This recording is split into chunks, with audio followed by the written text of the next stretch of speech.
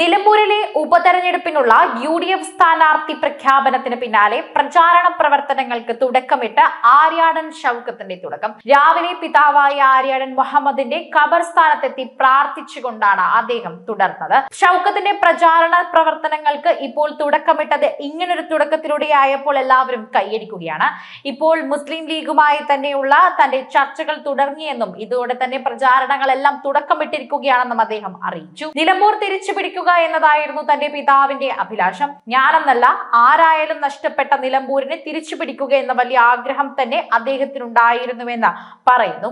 അതിന്റെ സഫലീകരണമാണ് ഈ തിരഞ്ഞെടുപ്പിൽ നടക്കേണ്ടതെന്നും അതുകൊണ്ട് തന്നെ കബറിടത്തിലെത്തി അദ്ദേഹത്തോട് പ്രാർത്ഥിച്ച് പ്രചാരണ പ്രവർത്തനങ്ങൾ തുടങ്ങണമെന്ന് ഞങ്ങൾ ആഗ്രഹിച്ചിരുന്നതെന്നും ഷൗക്കത്ത് തന്നെ പറയുകയുണ്ടായി. അദ്ദേഹത്തിന്റെ പിതാവിന്റെ കബറട സ്ഥാനത്തെത്തിയപ്പോഴേക്കും കണ്ണീരിൽ കുതിർന്നായിരുന്നു ഷൗക്കത്ത് എഴുന്നേറ്റത്.